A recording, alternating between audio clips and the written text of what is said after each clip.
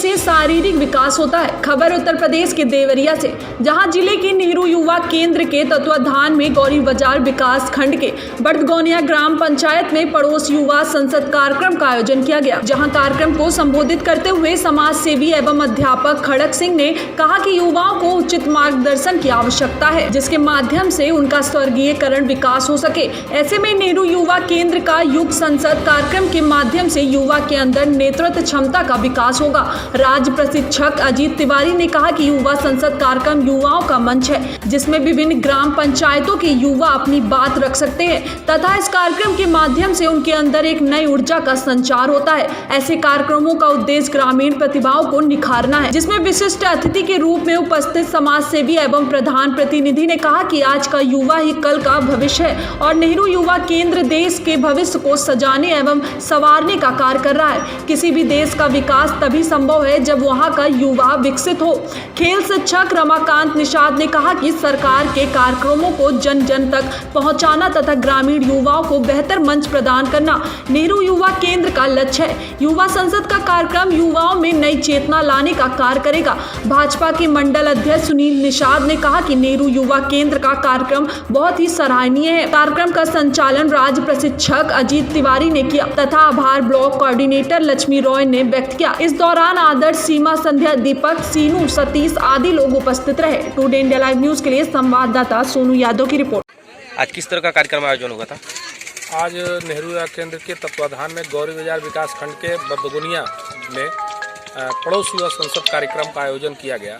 इसमें कार्यक्रम के दौरान 8 से 10 गांवों के युवाओं को एक साथ जोड़ करके, और जिस तरह से संसद का कार्यक्रम होता है कि संसद में अपने गांव और अपने क्षेत्र की समस्याओं को लोग रखते हैं, वैसे ही ये कार्यक्रम युवा मंडलों की जो पदाधिकारी यहाँ जुटे थे उनको उनके विकास में क्या क्या चीज़ें बाधक हो सकती हैं, जैसे उनको अगर खेलना है तो उसके लिए कौन कौन से सामग्री की आवश्यकता होती है, या वो किस तरीके से अगर कोई अच्छा एडवेंचर कैंप करना चाहता है तो नेहरू युवा केंद्र की तरफ से साहसिक क्रियाकलापों के अंतर्गत एडवेंचर कैंप कराए जाते हैं। साथ ही में अगर कोई बच्चा अच्छा गायक है तो उसको सांस्कृतिक कार्यक्रमों के माध्यम से उसको मंच प्रदान किया जाता है।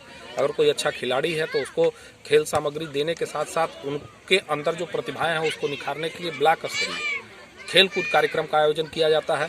अभी हम लोगों के विभाग द्वारा एक कार्यक्रम आयोजित किया गया था युवा संसद के ही अंतर्गत भाषण प्रतियोगिता का, जिसमें ब्लॉक स्तरीय प्रथम, द्वितीय, तृतीय विजेता को जिला स्तरीय कार्यक्रम में हिस्सा लेने का अवसर मिला था और वहां से जो विजेता हुए उनको प्रदेश स्तर और फिर उसके बाद जो वहां से जीत करके आगे बढ़े उनको राष्ट्रीय स्तर पर माननीय प्रधानमंत्री जी के सामने अपने वक्तव्य रखने का अवसर प्राप्त हुआ था।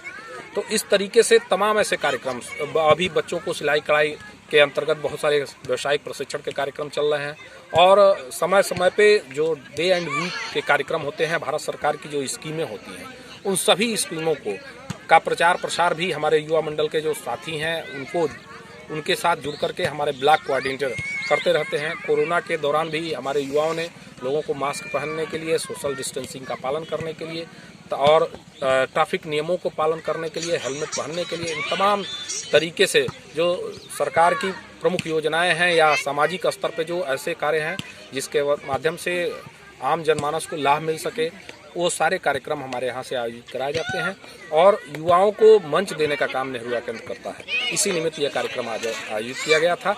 एक आप देख रहे होंगे पीछे अमृत महोत्सव लिखा गया है। आज़ादी की 75वीं वर्षगांठ के कार्यक्रम के अंतर्गत ये कार्यक्रम, चूँकि अमृत नाम इसीलिए दिया गया था कि आज़ादी भी हमारे लिए अमृत समान है और इस अमृत के वजह से ही हम आज तमाम अपनी गतिविधियां कर पा रहे हैं। हमको वो आज़ादी मिली जिससे हम अपनी बात स्वतंत्र रूप से रख सकते हैं। हम कहीं आने जाने के लिए फ्री हैं। हम उसके पहले जो देश अंग्रेज़ों का गुलाम था तो हर स्तर पे पाबंदी थी। आज जिस तरीके से देश बढ़ रहा है वो उसका एक मूल कारण हमारी आज़ादी भी है, तो इसलिए वो कार्यक्रम भारत सरकार ने इस कार्यक्रम के साथ जोड़ रखा है। आपका नाम सर? अजीत तिवारी, राज्य प्रशिक्षक हूँ नेहरू युवा केंद्र। धन्यवाद सर। बड़दगोनिया ग्राउंड से आपको कितना सीखने को मिलता है? बड़दगोनिया ग्राउंड से हमें शिक्षा भी प्राप्त होती है और जो खेल के बारे में है वो भी बहुत कुछ हम लोग ने सीखा है जो नहीं जानते थे। आज तक हम लोग कि जो जहाँ हम लोग देवरिया तक, गोरखपुर तक खेल के आ गए हैं। हम लोग का सिर्फ हम लोग के कोच की वजह से है। हमारे कोच का नाम मिस्टर रमाकांत निषाद जी हैं और मिस्टर मुकेश निषाद, जो हम लोग मंडल अंतर्राष्ट्रीय पे हम लोग खेलने चले गए हैं। इस एकलव्य मिनी स्टेडियम ने हमें बहुत कुछ सिखाया है खेल के बारे में। आपके जो कोच हैं उनसे कितना सीखने को आप लोग को मिलता है? हमें बहुत कुछ सीखने को मिला। हम लोग यहाँ तक कि हम लोग वॉलीबॉल क्या होता है हम लोग ये तक नहीं जानते थे। वॉलीबॉल के बारे में अब हम लोग बहुत कुछ सीख चुके हैं और कैसे, कहाँ, कब, कैसे क्या करके खेलना है, वो हम लोग इसके बारे में बहुत ज्ञान प्राप्त हो गया। आपका नाम? अंकिता निषाद। कहाँ के रहने वाली हैं? बरदुगुनिया जिला देवरिया। बताना चाहेंगे कि हम जिस जगह खड़े हैं वहाँ आने में बहुत ज़्यादा समय तो नहीं लगा है। सबसे पहले हम अपने टीचर का करना चाहेंगे कि वो हम लोगों को उस स्तर तक पहुंचाना चाहते हैं जिस लेवल से हम लोगों को इस गांव का नाम रोशन हो और हमारे पूरे जिला देवरिया का भी नाम रोशन हो। सबसे पहले यहाँ से हम लोग खेलने गए हैं देवरिया स्टेडियम। देवरिया स्टेडियम से खेलने के बाद वहाँ से प्रोग्रेस हुआ तो हम लोग पत्थरदेवा, बालेपुर, ऐसे जगह हम लोग खेले। हम लोग स्टेट लेवल के भी प्लेयर हैं, जो वहाँ तक पहुँचाने में सबसे बड़ा हाथ हमारे रमाकांत निषाद जी गुरु जी का सबसे बड़ा हाथ रहा है। आपका नाम? हमारा नाम प्राची प्रजापति है। कहाँ के रहने वाली हैं? लक्ष्मीपुर नौका। सर, आप डेली यहाँ पर मिनी एकलव्य स्टेडियम में बच्चों का प्रशिक्षण देते हैं। अभी 3 बज गया है और डेली आप यहाँ पे प्रशिक्षण बच्चों को देते हैं। क्या इन बच्चों का कहाँ तक खेल के आ चुके हैं और कहाँ तक जाएंगे, क्या इनके बारे में आप कुछ कहेंगे? देखिए, ऐसा है कि हम यहाँ प्रतिदिन 2 घंटा इन बच्चियों को सघन प्रशिक्षण दे करके और इन्हें जिला पर मैंने खेलने का मौका दिया। इन्होंने जिले में पहला स्थान प्राप्त किया और उसके बाद से मंडल स्तर पर ये खेलने गई थी और बाद में तमाम प्रतियोगिताओं में जो बालिकाओं की प्रतियोगिताएं वॉलीबॉल की, कबड्डी की होती हैं, उसमें तमाम इन लोगों ने भागीदारी की। बालेपुर में गई थी, वहां पर इन्होंने दूसरा पोजीशन लाया।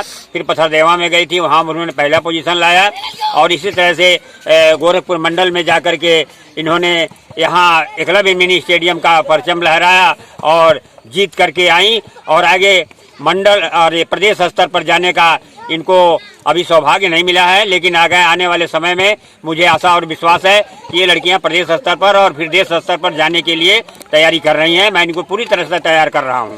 धन्यवाद सर।